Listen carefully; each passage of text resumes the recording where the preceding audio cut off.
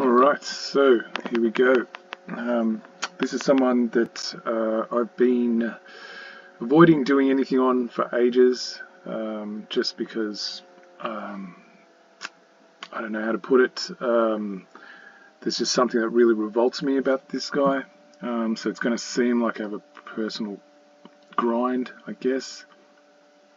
Yet the reason for the grinding is the stark contradictions that are really dangerous to people who are not showing the discipline to actually discover principle. And because there's so many, especially in this so-called freedom movement, that people identify as freedom fighters or truth seekers, etc., they're still, to this day, lacking that pure understanding of principle and how they are their own master, and they don't require these kind of figures to work out how to discover the truth, right? And so there's this real propensity to use these people and put them up on a pedestal, sadly, where there is no such pedestal that exists. I mean, look at the sheer size of this guy's head. Like, I don't know, man, there's something really disproportionate about that. That aside, I went ahead and watched this video because it appeared in one of the groups I'm in, thinking, okay, I'm going to push aside all my red flags, the things that, I've been watching for years that have just been coming up, and maybe for some miracle, because that's what it says, a miracle. The only miracle I was hoping for is that he actually knew what he was talking about, right? And so I went and did it, watched it, and it just was a reaffirmation of what I was witnessing for the years and that I've seen this guy's content. Anyway, so we're going to go into it and unpack it and see what probably did the most effective job of any modern state of translating the narrative structure of the Judeo-Christian biblical corpus into policy. And it did that partly explicitly. Now remember, he says the word policy. Now he's going to conflate common law, like authentic common law, he's going to conflate that with policy measures brought into existence by voting. Right? He's going to conflate the two. Just keep that really close to your mind, because later I'm going to show you the true meaning of what common law is. But right now, let's just hold that in. This is what this guy is calling common law. In its parliamentary structure, but it also did it even more wisely with its common law tradition. I mean, English common law is a complete bloody miracle. Now, he's just said that which exists in nature, which is discoverable by all, which we call common law, which is just do no harm, cause no loss, keep the peace, and commit no fraud, right? Nothing really secretive about that. He's calling that a miracle. Could you imagine? Imagine thinking that something that is just common sense, it's just imbued in your intelligence, and now to act it out is a miracle. You got to think about what that's actually saying, right? This is like serious tragedy unfolding in real time. Bottom-up law. I mean, God, what a phenomenal accomplishment. And so, yes, I think that makes Britain singular and worthy of tremendous admiration. You know, these. So just so we're clear, he's not actually talking about the legitimate common law. He's talking about that top-down structure that's done through a parliament which has no legitimacy to do what it's been doing. Right? That's what he's actually talking about. So we want to be clear about what he means. And if he was truly knowledgeable on this topic, which he clearly isn't, he would be articulating that fact. But he's not. He's speaking very generally, and the best you can assume is he's talking about the political system, and anything to do with politics is always to do with slavery. That's hands down. And this is what he's praising. He's saying that the Brits' version of slavery is the best version of slavery that actually could ever be. Right? And then you're going to see the contradictions that flow from here on. The anti-oppression people in the U.S. who decry the UK colonialists in particular for their oppressive policies are spitting in the face of the only political system that ever successfully controlled slavery. Now, just pay attention to what he just said. He's saying that the entire structure of colonialism actually works against slavery. Really think about that.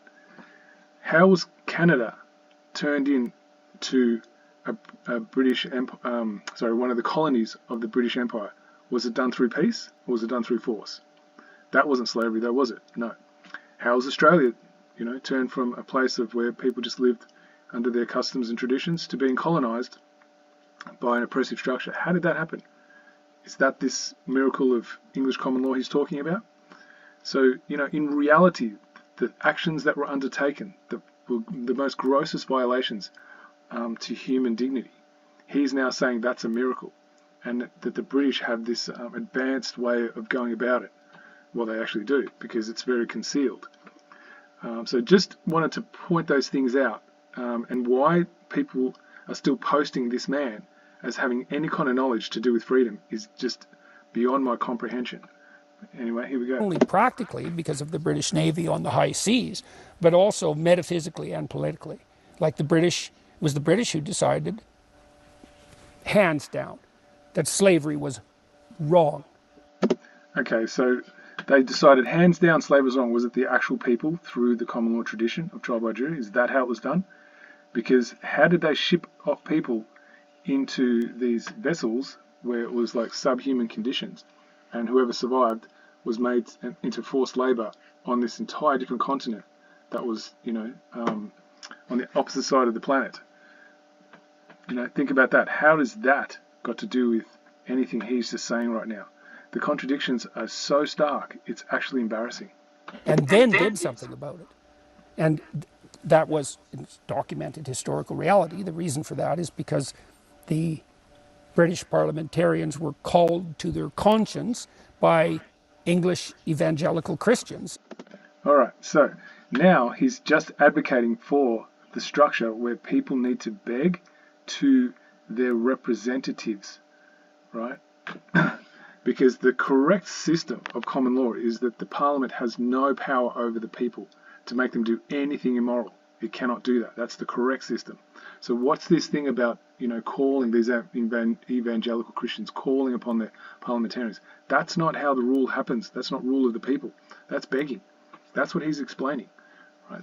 And there's just this real lack of understanding. So this is a man, and I'm going to get into psychology a bit later, who operates out of the left side of his brain, right? That's what an intellectual is, someone who's unbalanced and uses one aspect of their consciousness. And when you're unbalanced, you have this idea that your version of reality is true for all people.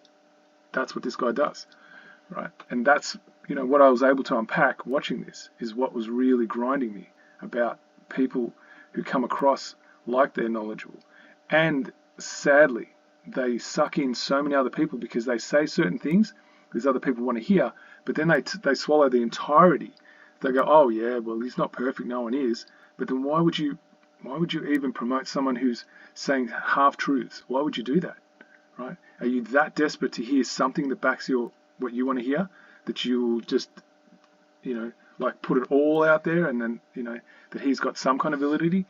That's the whole way legislation works. It agrees with the things that we can all see that are part of our reality and are necessary in order to get you to agree with everything else that's in that legislation. It's the same trick.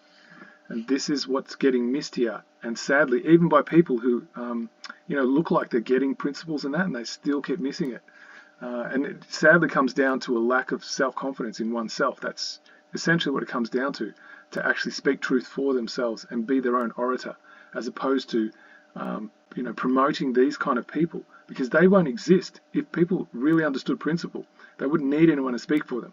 They would come and speak for themselves. We wouldn't highlight and put these people up on pedestals, right?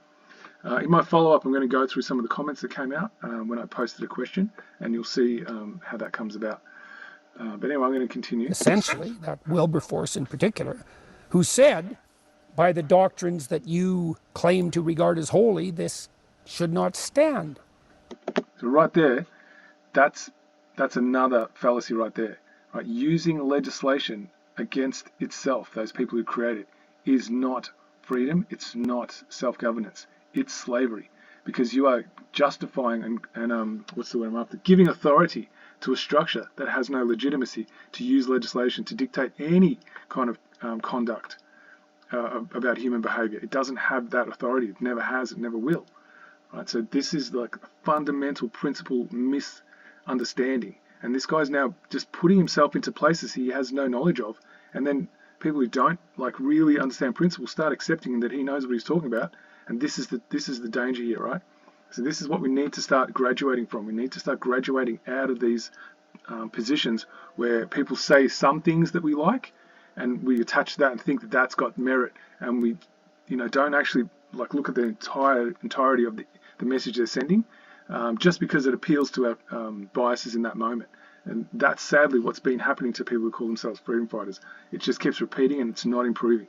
So that's the purpose of this video, is to show you, if you're willing to learn, how this trick keeps happening and how we keep deceiving ourselves through figures like this, because they say certain things that appeal to us. And when we believe we're voiceless, then we use them as our voice. But in actual fact, no one can be our voice, right? And therefore can't. And Britain did that, and the Brits as well, even in relationship to the empire. It was at the same period of time that the Brits were already deciding that colonial rule in India had to be aimed towards the emancipation of the Indian people. All right, so just checking you heard what I heard, right? He honestly is here to try and get you to believe that a domination control structure run by power-happy psychos, that they're just all of a sudden one day going to go, you know what, I'm done with this ruling people and getting them to be my slaves.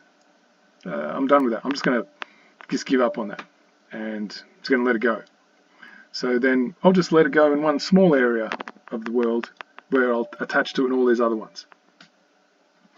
Like that's what he's trying to tell you there, right? Like seriously, did that really happen in India? Are they really thriving as an independent, free people that don't have any sort of control structure that they're beholden to? Is that really what's happened here? That's what he would have you believe. Wow, that's some serious hubris right there. Anyway, let's keep going.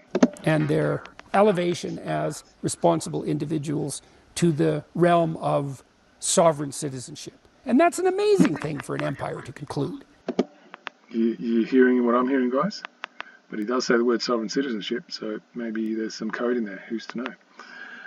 So there you go. It just keeps getting like deeper and deeper into it. I don't know if it's ignorance, if it's deliberate ignorance. It's one of those things that you can't prove. Either way, the bottom line is the information that's been put out here is so vulgarly untrue that it's actually damaging to the psyche to even listen to it. And you can be cynical about the lag of time it took, but it didn't take that long. And India's doing pretty damn well. And I think that the British bequested their gift of governance all around the world. Okay, so let's see what he means by India doing pretty well, damn well. Does he mean the abject poverty that it's in? The caste system that it runs? Is that what damn well means? That slavery is like so rampant in the most obvious way. How they're still being exploited on the international sphere. Is that what doing well means? Like what's he mean by that, right? So I'd love to get that definition. Let's listen on to some more of what he's got to share, what wisdoms he has to share. And that's not fluke, and they deserve credit for it. And it would be a catastrophe for Great Britain to fall down the rabbit hole of self-abnegation and not realize that it's an amazing place. I mean, there's no US without the UK. I mean, the Americans like to think that, the tradition of freedom in the US is the American Revolution. It's complete bloody nonsense. And we knew that in Canada because we knew that what the Americans did in their revolution was fight for the rights of Englishmen. Well, I'd like to hear what some of the Americans would like to say about that. Somehow he seems to know a bit more about it than the people who are actually involved in it and have ancestry in there. Isn't that amazing? He just has this knowledge. It's funny when you listen to people who are from that part of the world and have done the real study and looked into it, they'll say it's something entirely different. But hey, let's just take him as the authority in this one, shall we? Right, and that is what they did. And that doesn't take away from the American Revolution, but it links what happened in the US to, a historical progression that had gone on for centuries before that, and that was unstoppable, right? And that was the revelation in the political space of the Judeo-Christian revelation, fundamentally, as far as I can tell. So far, I don't know how you've perceived it. For me, this is the just really incoherent babble, like for the sake of speaking. That's what I've gotten out of it so far. But I am going to, a little later, go into why that's the case, because I'm going to give you evidence of how the true structure, where people are self-governing, right, and at best they have people to represent and implement what decisions they make for how they wish to govern their communities and run their own systems within their small communities. That was the true inception of having a system of public servants. So I'm going to show you that later, but now we're just going to continue on with a little bit more of his genius. Now let's listen to it. And the respect for the common man isn't an empty phrase in Great Britain, and you can tell that when you go there. I mean, I love that country. It's a great country. It's a country that's suffering from far too much guilt at the moment, which I suppose in some ways is even a testament to its moral soundness. Oh my goodness. How about that? He's like conflating like an abstract, which is a country that doesn't exist. There's no such thing as a country, right? There's just individuals, inhabiting a piece of dirt. That's what that is. All those other things are just abstracts of the mind. Now he's using this collectivist thinking, that there is such a thing as a country, and it has, this guilt and yada yada, right? That's like full collectivism in motion right now. And now he's trying to be some kind of arbiter of knowing, what the right way for this abstract, to think. Like there's like some kind of group think that they get involved in, which I'm aware they do, but he like seems to be putting himself out as what the right way for the group think, should be.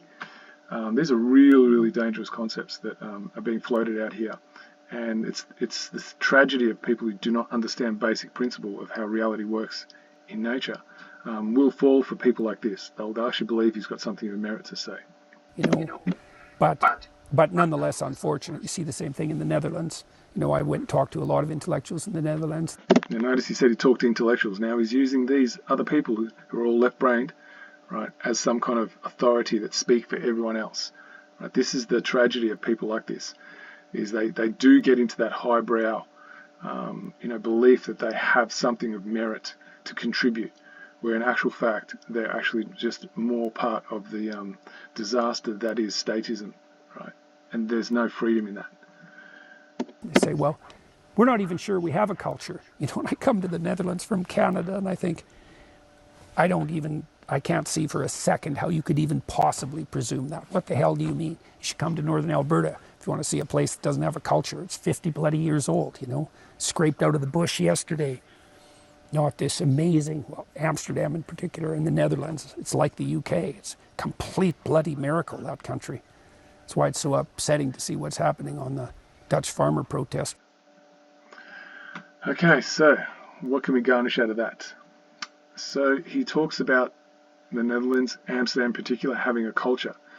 Now, by that, I'm assuming he means something to do with how people interact with one another, and there's different versions of that, and the ones that appeal to him, he's saying is cultured, and the ones that don't are not. Yet, what gets missed in the entirety of this conversation is where we start at the beginning, and that is there a ruling class dictating to the majority, the overwhelming majority, how they must live and violating them throughout the entirety of their lives, from the time they're born to the time they die and afterwards? Is that in play or not? Now, how is that any different in the Netherlands or in Alberta? Is it not the same thing? So when he talks about cult, right, the word cult is the first part of that word. And the cult is the darker cult. And that's across the board in any of these abstracts we call countries. But that's the reason why there is such things as countries. So this is just how far removed from reality this guy actually is. He doesn't operate from wisdom.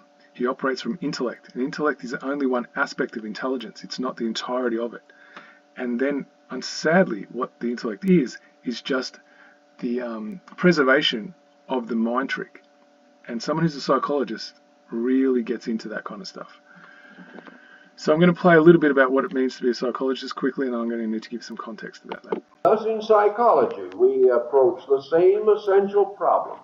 When the psychologist refers to the unconscious, It is not immediately evident either to himself or anyone else whether he refers to that which is unconscious in space or that of which he is unconscious, but which may in its own nature be superlatively conscious. All right, so you would need to watch the entirety of this video to understand what he just said, because I most likely, I'm going to guess, very few people actually go and bother to watch, things in their entirety. I'm going to try and explain it to you really quickly as best I can in the short time that I'm going to do that in. So if you watch the video, you will see that he speaks about the idea that no one can know what it's like to be someone else. We cannot have their experience. We cannot know what they're thinking. We can only assume. But we can not actually really ever know. And so because we can't know truly what they're thinking, that means that we are unconscious of them as their unique experience separate to ours. So how can someone claim that they know of someone else, right, when they don't have the capacity to actually really prove whatever's going on inside them? And so that's what he means about the unconscious space. All right, so when he's saying about the unconscious, he's saying he's aware that he cannot know how it is to be another, or is he aware that he doesn't know at all anything about anything that happens outside of himself? So this is the thing, right? What qualifies someone to be an expert on someone else? These are the things that need to be put up for question for us to really understand how reality works and doesn't work. And sadly, anyone who's done some real work on the whole psychological, I call it the psychological industrial complex, will understand its primary function is to blame the individual for their own so-called defects, and then work on them as an individual and separate them out of the structural violence that they're born into and that they're forced to live under. That actually is the trigger for all one's maladies, because it's inherently violating you all the time. It's keeping you suppressed and repressed and in fear and anxiety. That's its job. Otherwise it couldn't control you. And then all of a sudden that's just now a defect of ours because we have reactions to that. That's the job of the psychological industrial complex, is to make you believe that there's something inherently defective about you, so you never look at the structure and the parasites who created it. And that's his job. So that's something really important to understand. Why do people still keep putting this guy up in a pedestal when they don't understand the true nature of what he's there to do? And so hopefully this is going to help a few people, if they're interested in learning, as to what really happens, as to why these people are in the positions and allowed to speak. And it's made to look like they're actually antagonistic to the structures, but they're really not. And so when you start promoting these people, that's the part that's being missed as to what you're really doing. Okay, so I'm about to move on to Will Keat. This is brilliant. He really lays out the true nature of common law and how the structure was meant to operate, and what we have in contrast. And he'll start talking about policies, right? Remember how I started this about the policies and how he mentions it? This guy here, Jordan Peterson, he mentions policies and he uses that as some kind of claim to authority. And then Will's going to explain exactly why that's a violation of your own authority, your inherent authority. So let's listen to what Will's got to say. And then at the end of that, we're going to see if you're still here and if you're willing to do something about being your own authority. I'm going to give you some places to look. What is this direct democracy thing, and why the passion for referenda? An audio version of the article of the same name, published on lawandalchemy.org, November the 9th, 2023. The meaning of democracy is made up of the people rule, from the Greek words demos, the people, and the verb kratein, to rule. The concept has its birth in the early Athenian constitution, but specifically in what were known as exousia rights, in which the people were the final arbiter of law. This was less about the voting of people into office, although that was a feature too. It was primarily about the people having the right, power, and even duty to judge independently the justice of legislation. The people do this in each and every situation that comes before them in a court of conscience. This tendency to prefix the word democracy with a qualifying adjective, like direct democracy or representative democracy, doesn't really make sense. Democracy already has a meaning in itself that is quite sufficient. In the English law tradition, this authority of the people over its own government later took the form of what we call judicium parium, common law trial by jury, in which the people decide on the guilt or innocence of the accused and simultaneously judge the statute that brought the defendant into court. At the heart of this concept is the fact that justice is organic. Care must be taken not to punish a man unjustly based on some blanket predetermined standard. Every situation is different and individual. What is morally correct in one situation is not necessarily morally correct in another. This does not mean that we adopt a kind of moral relativism, but simply that the conditions and circumstances that led to a defendant's action might be radically different in morality but result in the same action. Therefore, you cannot say that a certain action, even if intended, is always moral or always immoral. Punishing a defendant for transgressing legislation without also applying tests of conscience runs contrary to natural law and the way the universe wishes to function. However finely you define the legislation, you can never cater for every eventuality. Giving too much power to legislation, or codified law, can lead to a clumsy approximation of justice, and this is a dangerous path for society to take, which inevitably leads to the removal of people's ability to exercise their free will. Crime is about intent and context. There is no one-size-fits-all when it comes to justice. There can be legislation under the Constitution, but it is really meant to operate as a mechanism that brings a defendant before a jury of their social equals, always. For that reason, under constitutional and natural justice, it is never the statute that brings about the punishment, but the moral decision of the jury through their consciences. So the primary characteristic of democracy is not voting, but the people's power and right to decide on the justice of the law of their community. Voting in elections is actually called suffrage, but this has been conflated with the term democracy, causing people who rightly condemn the voting system to denigrate also the term democracy. What is needed is a push to understand the trick played here and reclaim democracy with its proper meaning at every opportunity, and not to continue to support the confusion through misuse. A referendum is suffrage on steroids, which is precisely why this concept is repugnant to a democratic constitution. The Constitution re-expresses an already naturally existing principle, which is this: you have free will. At the point that the exercising of your free will encroaches upon the ability of someone else to do the same, you are committing a crime, specifically when doing this with intent and knowledge. Violating someone else's free will is contrary to natural law and a crime at common law. The democratic constitution has at its heart the mechanism of trial by jury and jury independence, which is how the people identify these crimes through conscience. The jury is the final arbiter of law, independent of any government, legislature, or state-paid judge. The jury is the judiciary.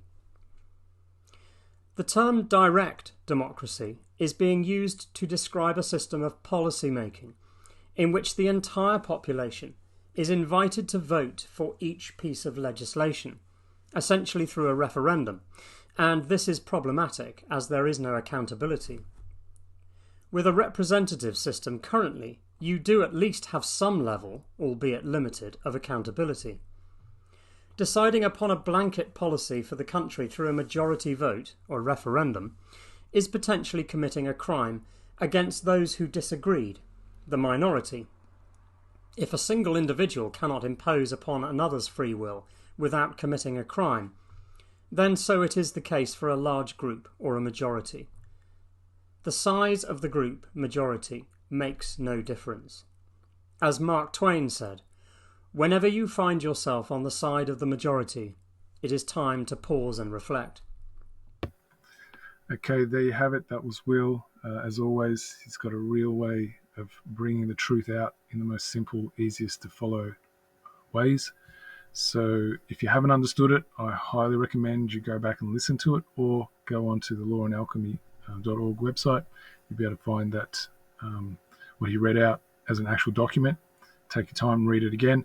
Again, you need to care enough to want to learn if you don't understand it. So really, if you don't want to understand it, it ends up coming back on you as to why you don't want to understand it. And have you got the courage to face why you don't want to understand the truth? So if you are one of those people who's here to learn the truth and then do something about it, because that's why you have the ability to act, and if you fail to act, knowledge is irrelevant, you still become complicit in the crime that is slavery if you refuse to act to do anything about it. And it could be something as simple as putting this knowledge out there and you being another orator for yourself of the truth that's self-evident and discoverable, and you can show evidence of how it's true. Okay, that's the most power you can have.